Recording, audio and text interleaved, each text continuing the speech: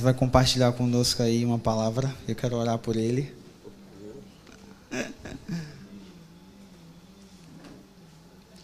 Pai, somos gratos pelo que o Senhor tem feito no meio da sua igreja. E eu oro pela vida do Mauri, Senhor, pela vida do teu filho que preparou essa palavra para compartilhar conosco.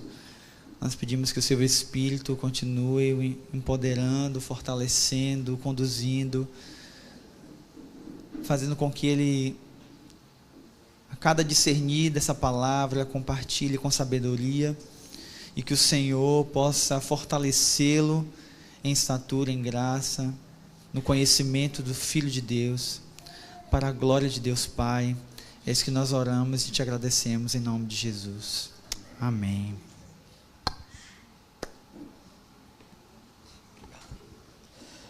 Amém, meus irmãos. Como é que vocês estão? Tudo bem com vocês? Eu acho que o pessoal da mídia não deixou eu tirar esses negocinhos aqui para não sair correndo. Eu gosto de ficar andando para um lado e para o outro. Depois ficam brigando comigo. Fica quieto, né?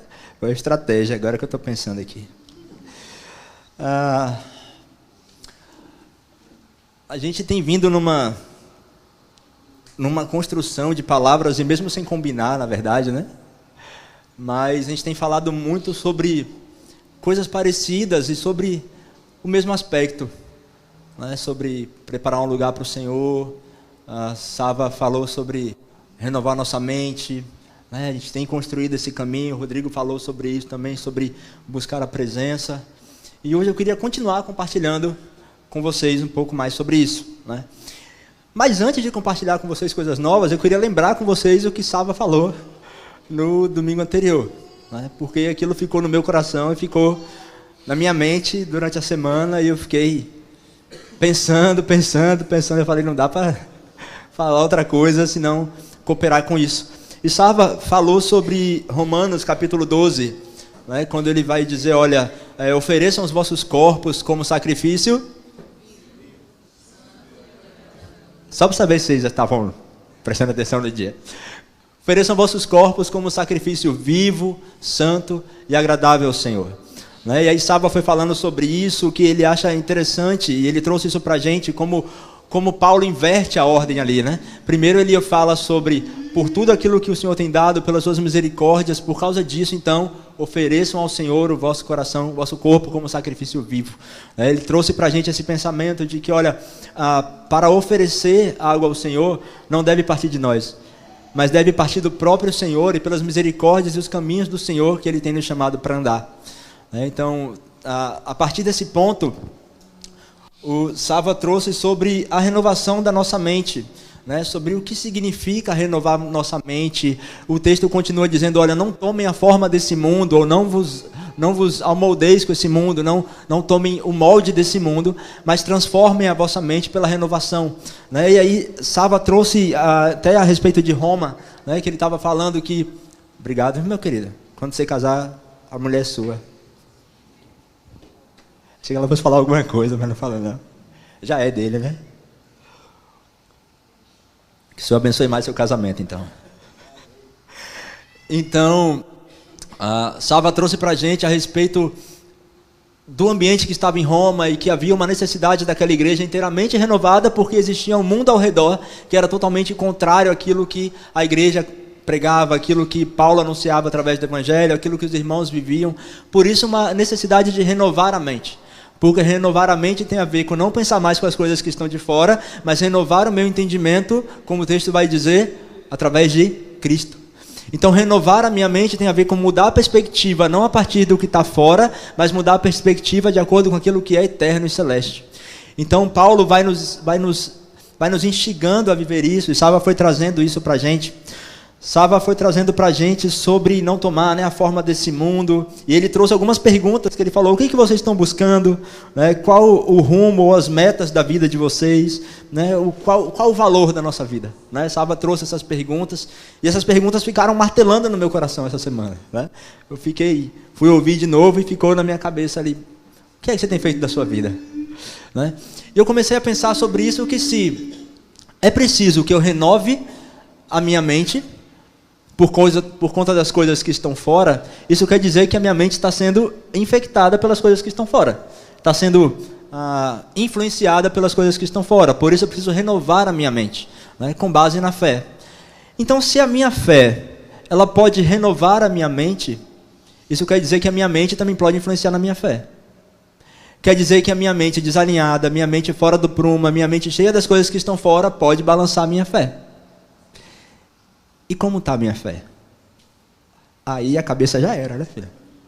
Comecei a pensar nessas coisas e eu queria conversar com vocês hoje justamente sobre algumas coisas que, pensando nisso e naquilo tudo que o Senhor tem falado, começou a vir ao meu coração. E eu queria falar com vocês hoje sobre a simplicidade da fé e a grandeza do reino. Pode parecer uma coisa que todo mundo sabe, mas é bom ouvir de novo. Afinal de contas, a fé vem por onde? Então, não tem problema ouvir de novo, né? Não é Globo, mas vale a pena ouvir de novo, né? Então, pensando nisso tudo, pensando enquanto a nossa mente pode ser, a nossa fé pode ser abalada pela nossa mente, por aquilo que está ao redor, eu comecei a pensar, o que é que a Bíblia fala sobre isso? O que é que a Bíblia fala sobre uma fé desalinhada? O que é que a Bíblia fala? O que é que Jesus fala sobre isso? O que é que ele falou sobre isso? Sobre uma fé que não é aquela que produz aquilo que ele deseja, mas é uma fé que produz outros caminhos. A Bíblia traz alguns exemplos sobre isso e ela fala sobre algumas consequências disso. E eu queria trazer primeiro isso para a gente começar a alinhar nosso coração sobre o que é fé. Nosso entendimento sobre o que é fé. Se eu perguntar aqui para cada um, todo mundo vai dizer: fé é a certeza das coisas que não se veem, mas que se esperam. E dessa maneira meio robótica, né? Todo mundo gravou isso aí na escola bíblica. É o texto que, como diria Sava, também é o clássico. Então todo mundo sabe essa definição de fé. Mas muitas vezes nós só entendemos sobre fé, nós não vivemos a fé. E a primeira coisa que eu penso sobre isso, quando eu penso que uma mentalidade desalinhada pode transformar a minha fé, é que uma mentalidade alinhada tira a minha fé da prática. Porque a minha fé passa a ser só teoria. Porque a minha mente já está tão cheia de outras coisas e cansada de outra coisa que a minha fé, para a minha mente, é só mais uma coisa para ela pensar.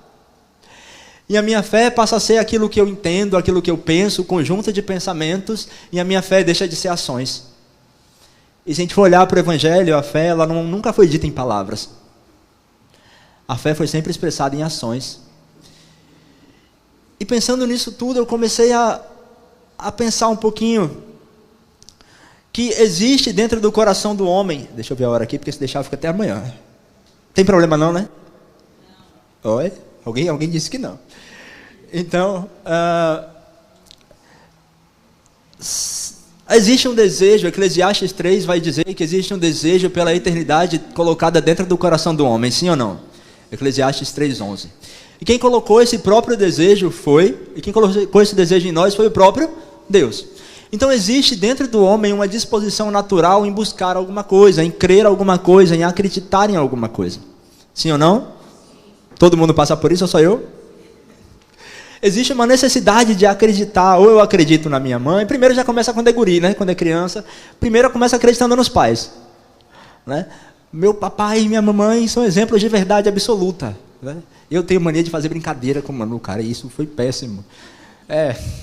Porque hoje ela vira para mim e fala: você está brincando ou está falando sério, papai? Porque ela acreditava nas minhas brincadeiras, né? Mesmo que depois eu falasse: filhinha, foi brincadeira. Ela virava para mim e falava: papai, por aí. O que eu estava fazendo? Eu estava ensinando o Manu a desconfiar da fé que ela tinha em mim. No fim das contas, era isso que eu estava fazendo. Eu estava só brincando com ela. Mas para ela, eu estava ensinando ela a desconfiar da fé que ela tinha em mim. Porque cada vez que eu falava, ela ia lá e perguntava: é brincadeira ou é verdade? É brincadeira ou é verdade? Até que eu tive que parar de fazer brincadeira, né? Foi difícil. Mas existe um desejo de acreditar em algo. Isso começa desde pequeno. As crianças têm o desejo e a necessidade de acreditar nos pais. Aí chegam na escola, têm o desejo e a necessidade de acreditar nos professores. Papai, a Pro disse que, sei lá, gente, eu sou péssimo com cor, mas a Pro disse que azul e amarelo dá violeta. Eu disse: filha, a Pro se enganou. Não falei: não, papai, a Pro falou. É verdade, Carol, me ajuda, Carol. A Pro falou, é verdade. Sabe, e a criança passa a levar aquilo como uma fé indizível. a criança passa a acreditar aquilo ali com toda a força que ela tem, até que às vezes a pró se engana, fala uma coisinha, né, que saiu sem querer, né, e para dizer a criança, não foi bem isso que ela quis dizer, cara, dá trabalho. Porque a criança acredita com tudo que ela tem, porque afinal de contas isso é fé. Acreditar com tudo que temos. Então, se existe um desejo no nosso interior para buscar uma eternidade, e se aquilo que está ao nosso redor é deturpado, como era aqui na igreja de Roma, e precisamos renovar nossa mente, nós vamos renovar pelo que está dentro ou pelo que está fora? Vamos renovar como resposta ao desejo pela eternidade dentro de nós, ou vamos deixar que as coisas que estejam fora apaguem o desejo pela eternidade? Qual é o caminho dessa renovação? E aí eu comecei a pensar sobre isso, e eu comecei a ver que nesse século, nessa era, como Paulo diz que precisamos não vos conformar com esse mundo, nesse mundo, nessa era também há fé. Porque Satanás sabe que o homem precisa acreditar em alguma coisa. Então Satanás levanta uma fé nessa era para que o homem não deixe de crer. O homem nessa era continua crendo, e aí surgem N filosofias e motivações e caminhos para que o homem continue crendo. O homem começa a acreditar no próprio homem. Primeiro, né? Ele começa a dizer, cara, você é o que mais importa para você. Você é o que mais importa para você. Eu estou dando um exemplo, tá, gente? Você é o que mais importa para você, a sua vida é o que mais importa. Seja feliz, faça aquilo que está no seu coração, viva o que você quer, porque você é importante para você. O homem começa, nessa era, a dizer que o próprio alvo da fé do homem é o homem. Começa a colocar o homem no centro da sua própria vontade, e passa a dizer, olha, você tem que acreditar mais em você. As pessoas falam que você não consegue, mas mentira, você consegue, acredite em você. É pelo seu esforço, estude, se aplique, que você vai conseguir, você consegue. Né? E aí começa toda uma doutrina, que inclusive no meio das igrejas, mas aí eu falo outro dia. Então, esse é um tipo de fé, a própria fé no homem. Mas a gente tem outro tipo de fé, que é a fé no conhecimento. Afinal de contas, que árvore o homem comeu no jardim? A árvore da vida ou do conhecimento do bem e do mal? Que fruto o homem experimentou em decorrência da queda? Em decorrência do pecado? A vida ou experimentou a consequência do bem e do mal? O que é que o homem está acostumado a ver desde quando saiu do jardim até Cristo? A vida ou consequência do bem e do mal? Ele está acostumado a ver na história. A história foi construída através da consequência de comer da árvore do conhecimento do bem e do mal. A história da humanidade sem Deus é isso. A história da humanidade com Deus é Deus tentando trazer de novo esse homem de volta para experimentar o caminho de vida. E isso se completa em Cristo. Então hoje a era desse mundo tem fé no conhecimento. Se você conhece, se você sabe, e aí chega num momento em que todo mundo conhece tudo de tudo, né? Nunca vi. Eu não entro no Instagram, não uso Instagram, mas se eu entrar no Instagram, eu me sinto a pior pessoa do mundo. Porque eu passo 5 minutos lá e falo, eu não sei nada. Essa menina que passou aqui sabe falar inglês. Esse que está aqui sabe fazer bolo. Essa que está aqui tem um método infalível para vender não sei o quê. Eu não sei mais nada. Não é? Porque todo mundo nessa era preza por quê? Pelo conhecer, pela informação, porque isso é um alvo de fé. Isso é um motivo para que o homem possa crer. Afinal de contas, o homem tem que crer em alguma coisa. E ele vai começar crendo, olha, eu creio naquilo que eu conheço. Eu creio naquilo que eu conheço. Enquanto a chamada de Cristo e de Deus é primeiro conheça. Se relacione. E aquilo que você crê vai sendo aumentado dentro de você pelo relacionamento. E a jornada desse mundo é conheça, tenha informação e depois acredite em você mesmo. Então, a gente já vê esses dois tipos de fé. E a gente vê que são fés dessa era. Eu não posso falar plural de fé, né? Qual é o plural de fé? Fé? Fés? Fés, vou falar assim, vai. Muitas fés.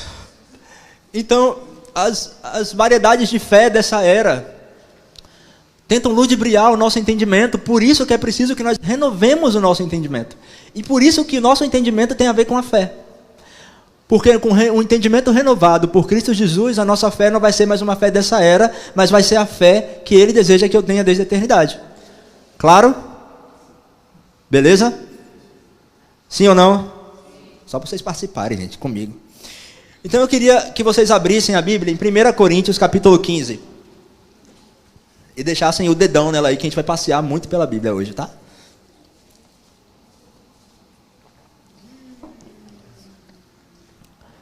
Primeira Coríntios capítulo 15.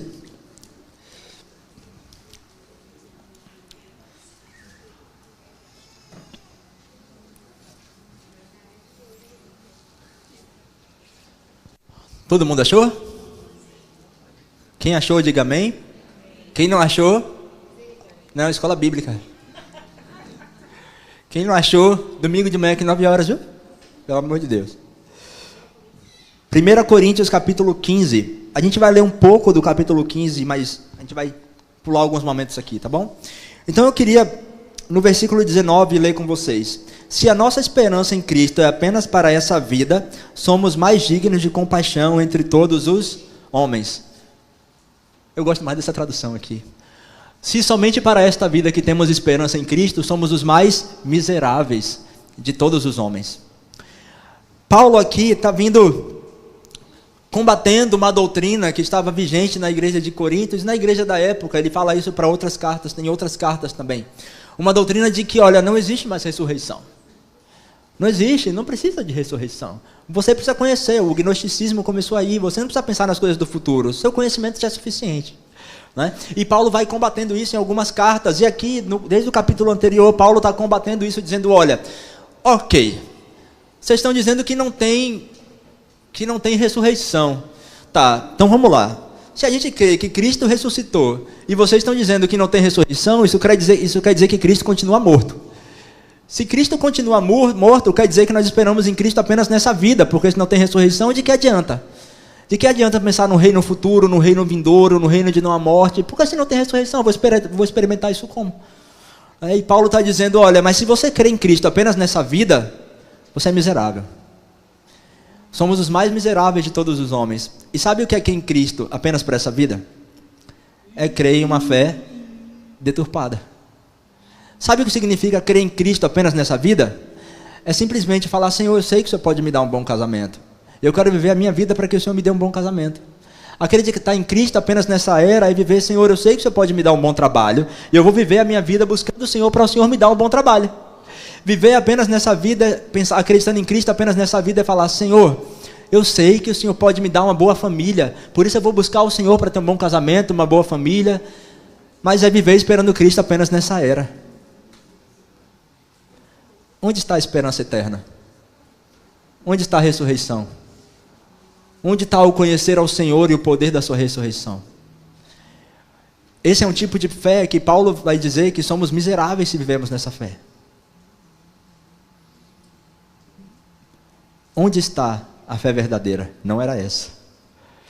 Não era essa. Sabe, a fé que a Bíblia nos ensina a ter, não é buscando apenas nessa era, não é esperando apenas que o Senhor transforme a nossa realidade aqui e agora. Mas a fé que a Bíblia nos ensina a ter é entendendo que uma realidade futura, que uma realidade vindoura, acessível a nós por meio da ressurreição, deseja invadir a terra. Então o que a Bíblia nos ensina é que a fé não tem a ver com aquilo que eu faço aqui, o que eu deixo de fazer aqui. Mas a fé muda aquilo que eu faço aqui, porque o meu coração e meu entendimento estão em outro lugar. Estão numa vida vindoura, estão no poder da ressurreição, estão em conhecer o Senhor e o seu Cristo ressurreto.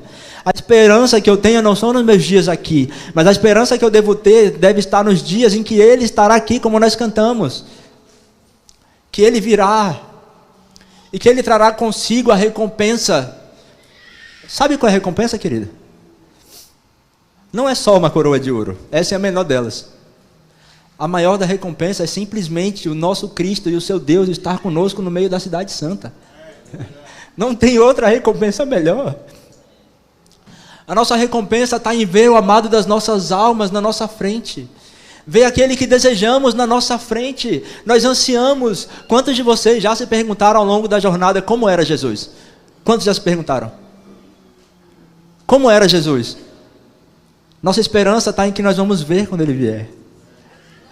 Essa dúvida vai acabar. Nós vamos sentar com Ele na mesa, vamos tomar novamente com Ele do fruto da videira. Essa é a nossa recompensa. E se a nossa fé estiver apenas nas coisas dessa era, aqui e agora, para que serve essa recompensa? Então o que Paulo está dizendo aqui, eu já me perdi todo, mas vamos lá. Então o que Paulo está dizendo aqui é, se vocês esperam somente nessa era e não levam isso em conta, vocês são miseráveis. E é legal porque ele fala, o mais miserável de todos os homens. Mais miserável do que aqueles que nunca conheceram a Cristo. Mais miserável do que aqueles que nunca ouviram falar do Evangelho. mais miseráveis do que aqueles que nunca olharam para os olhos do nosso Senhor. Eu não podia falar de fé sem falar sobre Hebreus, né? Acho que é impossível também, né? Então vamos lá, Hebreus 10.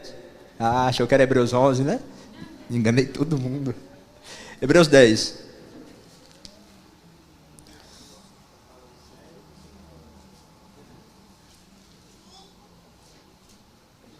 Estou acabando a introdução. O pior é que é verdade.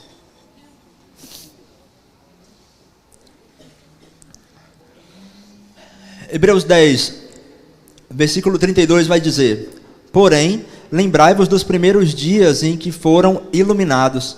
Suportastes um grande desafio de sofrimentos. Algumas vezes fostes expostos publicamente a ofensas e perseguições, e outras vezes vos associastes aos que assim foram tratados. Pois não só vos compadecestes dos que estavam nas prisões, mas também aceitastes com alegria o confisco dos próprios bens, sabendo que tendes a posse de algo melhor e permanente. Portanto, não vos joguei fora a vossa confiança, ela vos trará uma grande recompensa. Porque necessitais da perseverança para que alcanceis a promessa, depois de haverdes feito a vontade de Deus. Pois aquele que vem virá dentro em breve e não tardará. Mas o justo viverá pela... Se recuar, a minha alma não se agradará dele. Nós, porém, não somos dos que retrocedem ou que recuam para a destruição, mas sim para os que creem e perseveram para a vida. Então aqui o escritor de Hebreus, ele começa a falar sobre o que é fé. E ele começa a falar, olha, vocês um dia foram iluminados. Nós cantamos aqui, né? Algo sobre isso. Vocês foram iluminados. E o ser iluminado é o começo da fé. O começo da fé é aquele dia que queimou no seu coração quando você ouviu a voz do Senhor. Quantos lembram daquele dia? Quantos lembram de como estava o seu coração? Quantos lembram de como estavam os seus caminhos quando você ouviu a voz do Senhor chamar você de filho e de filha? Como é que você estava naquele dia em que um amor inalcançável atingiu o seu coração? Como é que você estava quando um amor que você não consegue nem falar com palavras encharcou o seu coração? E veio dentro de você uma paz que você não sabia nem que era possível sentir. E que você sentiu o seu pai te chamando no colo e falando: filho, filha, vem para cá, vem para junto de mim. O escritor dos Hebreus fala isso, olha, vocês foram iluminados. Porque o povo que habitava em densas trevas viu uma grande luz. E essa luz penetra no nosso coração, e essa luz começa a transformar o nosso coração e a nossa história. Se você procura motivos para ter fé, esse é suficiente. Se você procura um motivo do para que crer, não negue a cruz de Cristo, querido. O maior motivo já foi nos dado num madeiro.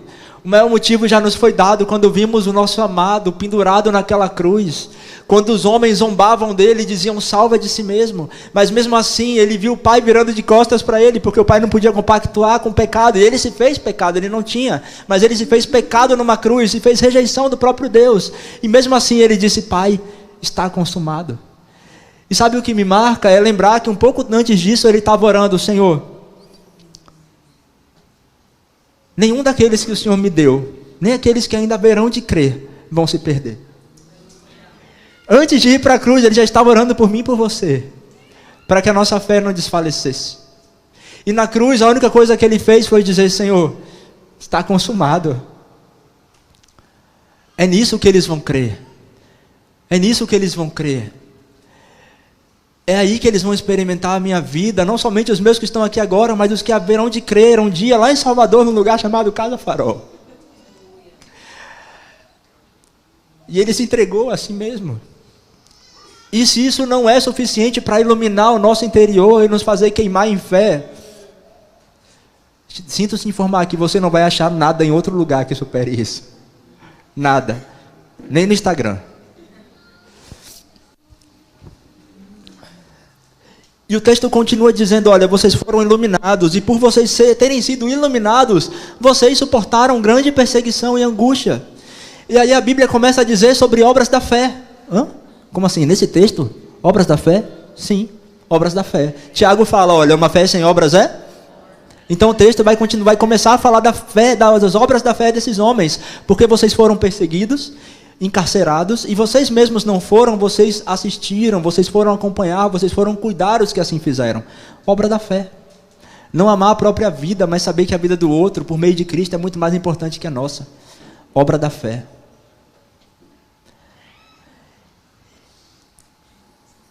E aí então ele fala, olha, e vocês precisam dessa perseverança que a fé gera. E ele vai dizer, depois de haver desfeito a vontade de Deus, que é visitar os órfãos, as viúvas, expulsar os demônios, né, curar os leprosos. Eu tenho que pensar, porque eu sempre quero curar os demônios e expulsar os leprosos. Então, eu tenho que pensar aqui nesse texto. Sabe? Então, isso é a obra da fé. E ele vai dizer, vocês precisam disso, versículo 37, pois aquele que vem, virá, dentro em breve, e não tardará. Ele está falando sobre fé e do nada ele mete a volta de Cristo no meio do nada. Se a volta de Cristo não for o motivo da nossa fé, é melhor a gente parar de cantar o que cantamos aqui hoje, porque isso é brincadeira, isso não é brincadeira. E aí chegamos agora sim, em Hebreus 11. Que aí sim, agora ele vai explicar. Agora ele vai explicar o que é a fé. Com base nisso tudo que vocês já viram no texto anterior, de experimentar o que é a fé e que a fé tem a ver com aquilo que iluminou o nosso coração, aí sim passa a fazer sentido quando ele diz, a fé é a garantia do que se espera e a prova das coisas que não se veem. Por quê? Porque meu coração já foi iluminado. Então nada pode roubar de mim essa garantia, nada pode roubar de mim essa esperança, porque meu coração já foi iluminado. Por isso eu posso ter fé, não em mim, não no meu conhecimento, não nessa era, não nas coisas que essa era pode ensinar, mas eu posso ter fé naquele que um dia iluminou meu coração. Naquele que um dia fez o meu coração queimar de amor, eu posso ter fé nele. E aí sim, a fé passa a ser uma firme esperança. Uma convicção inabalável, porque não está em mim, não está nos meus pensamentos, não está em nada disso, está simplesmente nele e na sua vinda, no seu dia. Amém?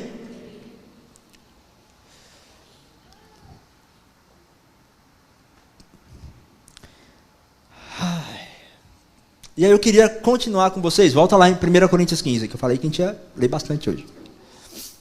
1 Coríntios 15. Paulo vai ampliar um pouco esse nosso entendimento. Nós lemos o 19 agora, não foi? Que uma fé apenas nessa era, nós somos o pior dos miseráveis dos homens dessa terra.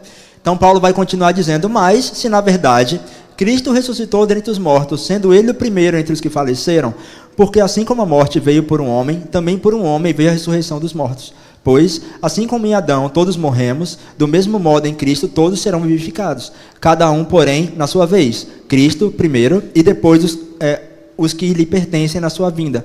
Então virá o fim, quando ele entregar o reino de Deus, o Pai, quando houver destruído todo domínio, toda autoridade e todo poder, porque é necessário que ele reine até que tenha posto todos os inimigos debaixo dos seus pés. E o último inimigo a ser destruído é a morte, pois sujeitou todas as coisas debaixo dos seus pés. Mas quando diz todas as coisas lhe estão sujeitas, é claro que isso não inclui quem lhe sujeitou todas as coisas.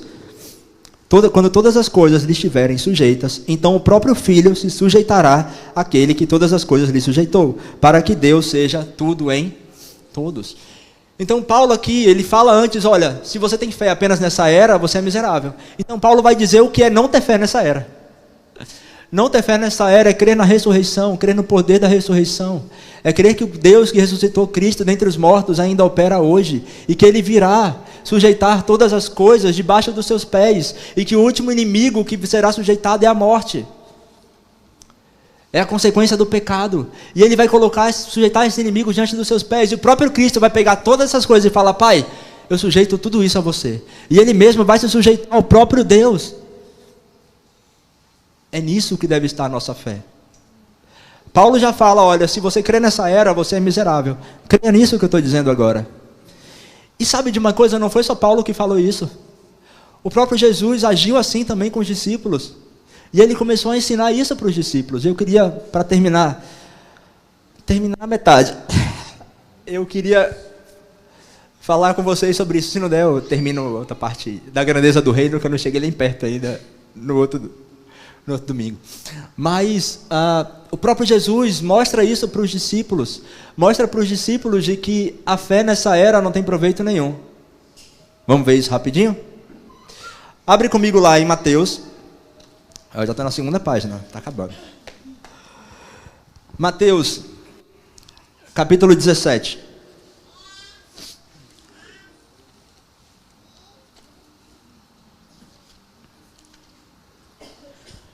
Todo mundo lembra o que acontece em Mateus 17, né?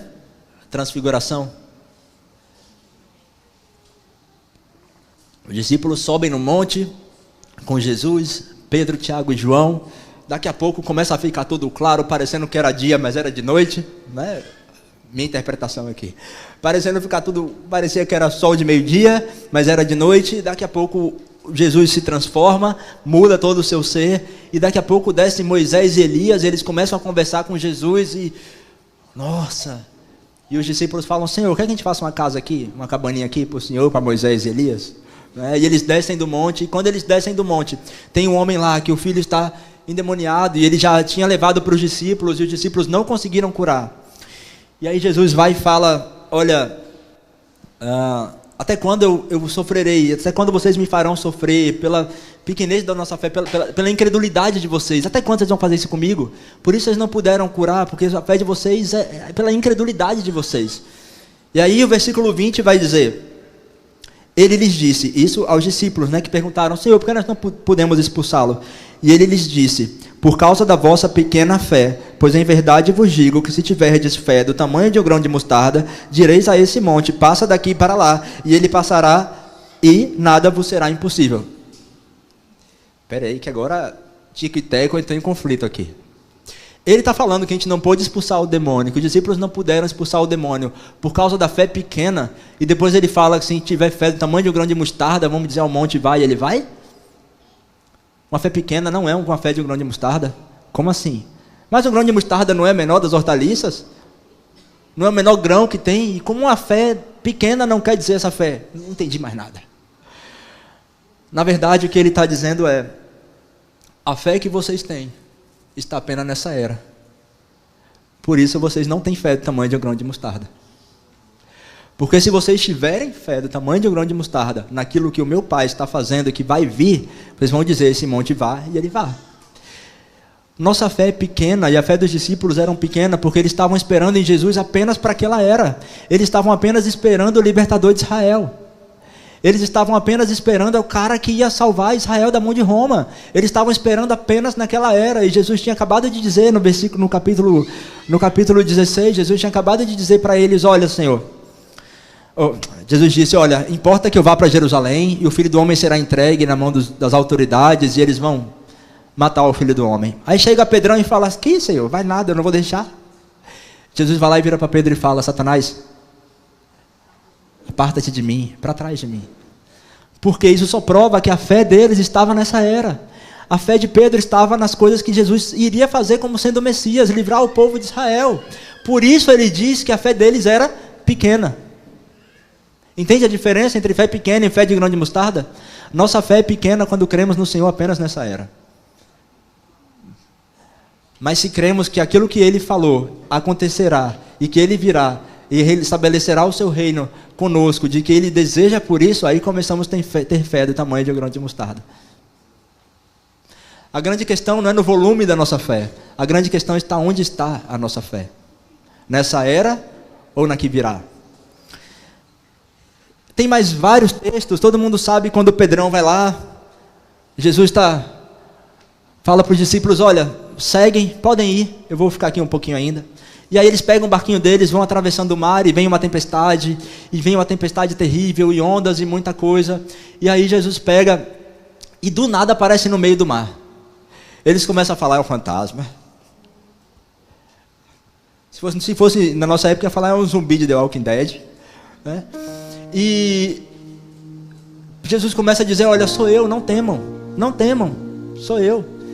Pedro fala, Senhor, se é o Senhor mesmo, me dá ordem que eu vou. Jesus disse, vem Pedrão, vem. Pedro sai do barco. Sabe o que é legal? É que Pedro teve fé para andar sobre as águas. Ele andou, não foi? Ah, se fosse eu, já ia ter afundado direto quando saí do barco. Pedro andou, ia aparecer uma pedra lá, bufo. Mas Pedro andou sobre as águas. O problema é que Pedro ficou com medo das ondas e do vento e da escuridão. Ele olhou para as coisas dessa era e a fé de Pedro foi abalada. E o que aconteceu com uma fé abalada? Afunda. O que acontece conosco quando a nossa fé é abalada? Afundamos. Pedro afundou no mar, mas nós afundamos no lamaçal do pecado. E entramos num mundo que para sair é difícil. Mas o mesmo Cristo que puxou Pedro na mão e disse: vem Pedrão, não afoga não, é o que nos puxa. E que nos convida a crer na realidade vindoura e falar: ei, não se afunda no lamaçal do pecado, porque eu tenho vida. Porque eu já venci o pecado. E Ele aponta os nossos olhos para a realidade que virá e nos faz gerar fé. E ilumina mais uma vez o nosso coração. E eu queria ler com vocês rapidinho. Agora está acabando. É a primeira parte. Mateus capítulo 8.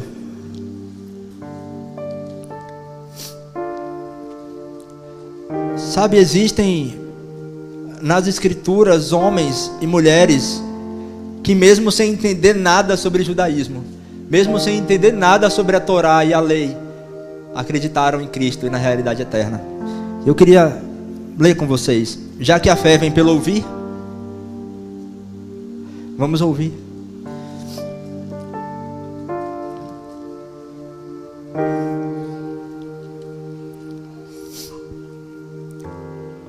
Mateus capítulo 8 começa falando uma história bem legal de alguns amigos que trouxeram um leproso. E Jesus, olhando para eles em Mateus, fala: Jesus, vendo a fé deles, disse: vai, a sua fé te curou. Só que eu gosto muito mais dessa história em Marcos. Então vamos olhar em Marcos, depois a gente volta para Mateus 8.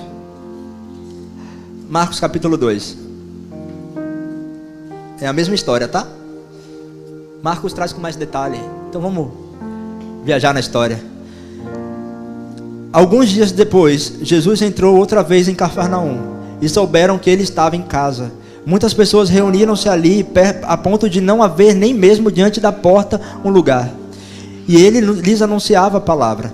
Então chegaram alguns homens trazendo-lhe um paralítico carregado por 4 amigos. Impedidos de aproximar-se dele por causa da multidão, removeram parte da cobertura da casa e, abrindo passagem pelo teto acima do lugar em que Jesus estava, então baixaram a maca em que o paralítico estava deitado. Vendo-lhes a fé, Jesus disse ao paralítico: filho, os teus pecados estão perdoados. Jesus viu o que para perdoar? Para curar? Ele viu o que? A maca? Ele viu o paralítico? Ele viu a multidão? Ele viu o que? A fé do tamanho de um grão de mostarda. De alguém que simplesmente, que aquele que estava naquela casa, alguém que sabia que simplesmente aquele que estava naquela casa tinha uma realidade muito maior. E vinha de uma realidade muito maior e podia compartilhar essa realidade muito maior.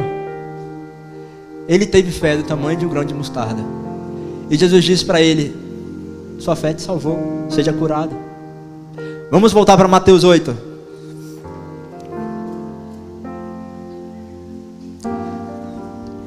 Mateus 8.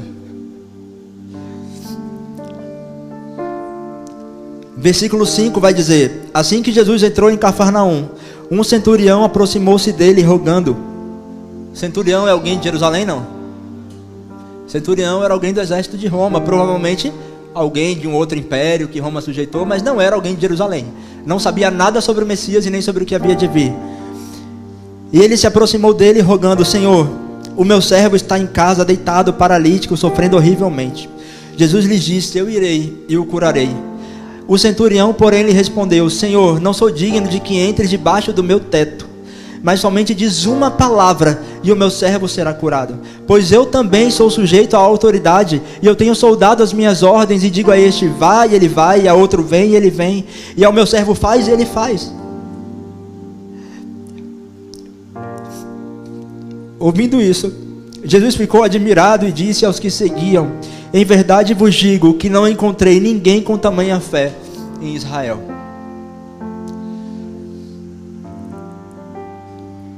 Também vos digo que muito virão do Oriente e do Ocidente e se sentarão à mesa de Abraão, Isaque e Jacó no reino do céu. Mas os cidadãos do reino serão lançados nas trevas exteriores e ali haverá choro e ranger de dente. Então Jesus disse ao centurião: vai, que seja feito conforme aquilo que você crê. E naquela mesma hora o seu servo foi curado. Sabe, eu fico pensando, qual o tamanho da fé que precisamos para mover o coração de Jesus? Qual é o tamanho da fé que precisamos para mover o coração de Jesus? Aquele homem somente creu e disse: olha, eu tenho um homem sujeito à autoridade, eu sei o que é a autoridade e eu reconheço em você a autoridade. Eu represento um reino e sei que o Senhor representa outro. Por isso que Jesus disse que nem Israel achou fé como aquela. Porque em Israel ninguém virou para Jesus e disse: você representa o reino que nós esperamos. E esse centurião, um homem que tinha tudo para não saber disso, ele disse: eu reconheço a autoridade em você, Jesus. Por isso eu não sou nem digno que você entre no teto da minha casa. E muitas vezes nós convidamos Jesus e cantamos: pode morar aqui. Mas a nossa fé está nessa era. Ele não vai fazer. E o convite do Senhor para nós é: onde está o grão de mostarda? Ele não quer muita fé. O grão de mostarda já basta. Um grão de mostarda que reconheça que aquilo que ele traz, que ele virá trazendo a sua recompensa, que isso basta. Que o seu reino que ele começou a mover dentro de nós aumenta, aumenta, aumenta.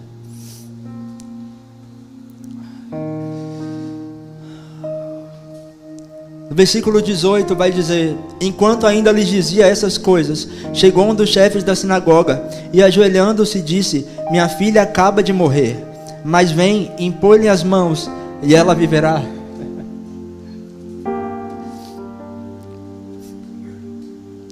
Então Jesus se levantou e acompanhou os seus discípulos.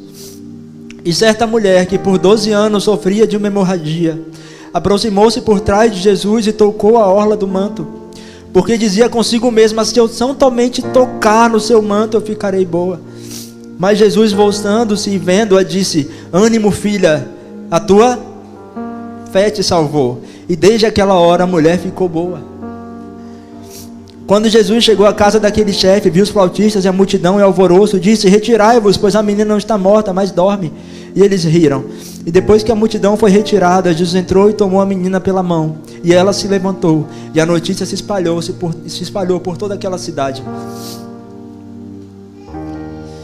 Jesus ouviu um homem que estava desesperado porque sua filha tinha morrido. Mas o desespero dele não foi culpar o Senhor.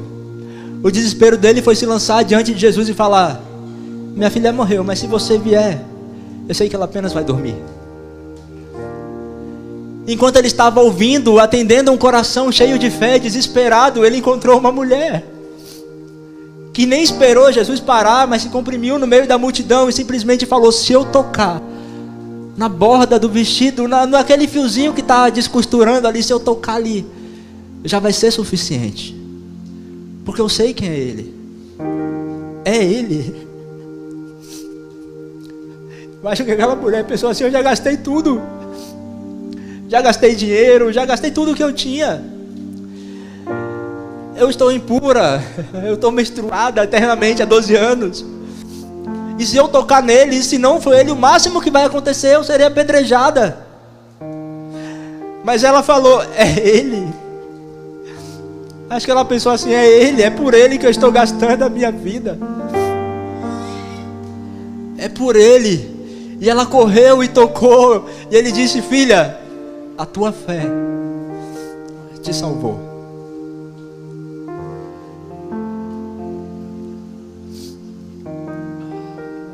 Eu queria encorajar você a perseguir a realidade da eternidade. Jesus se movia para estabelecer um reino vindouro na terra. Tudo isso que nós ouvimos que Jesus fazia, Ele ainda deseja fazer hoje. Afinal de contas, Ele é o mesmo. O que mudou foi a nossa fé. O que mudou foi o alvo da nossa fé. Perdemos a fé no futuro, nas coisas que virão. Nos deixamos abater pela circunstância, porque a onda está grande, o vento está soprando muito forte, está escuro, eu não consigo ver. Olha o barulho das ondas. Lembra que Pedro era pescador, ele conhecia aquele mar, mas mesmo assim ele se assustou com o barulho das ondas. A segurança daquilo que conhecemos não é suficiente, isso não é fé. Fé é a segurança da realidade eterna, que Ele deseja estabelecer em nós por meio do Seu Espírito. Que Ele deseja estabelecer em nós por meio do Seu Espírito.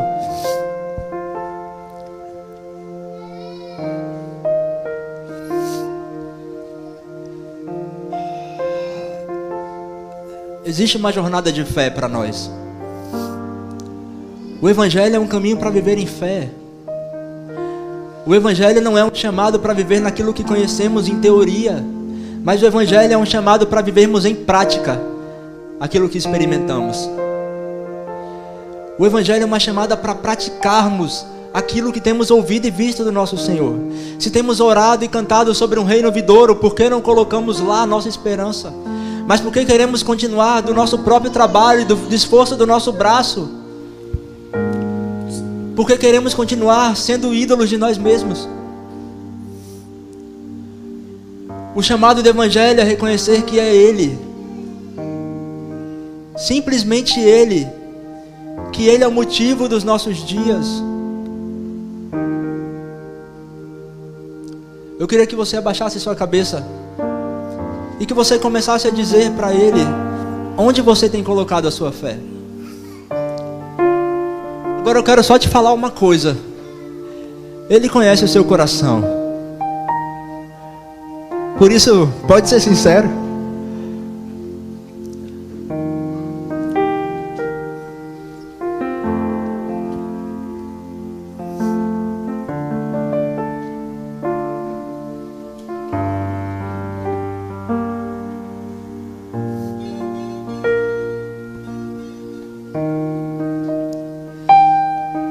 E derrama diante dele. Pode falar para ele: Senhor, eu estou com medo das ondas, estou com medo do vento, o barquinho já está mais do que a metade cheio d'água, se entrar mais uma gota eu afundo.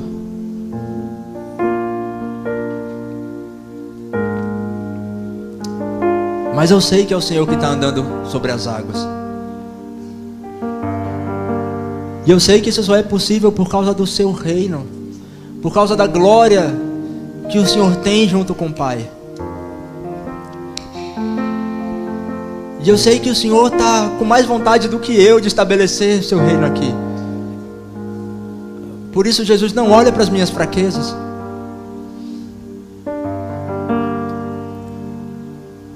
Mas eu sei que a sua mão está estendida e que o Senhor não vai me deixar me afogar.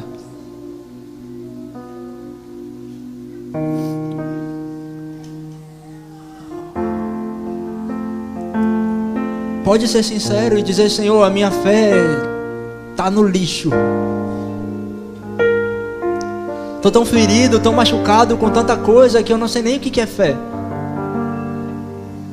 Pode ser sincero e falar: Senhor, não vejo mais motivo para minha fé, eu só estou aqui por formalidade.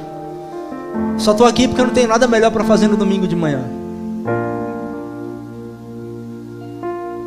Deus não se ofende com um coração sincero. O coração sincero Ele ama, porque Ele traz de novo para suas veredas.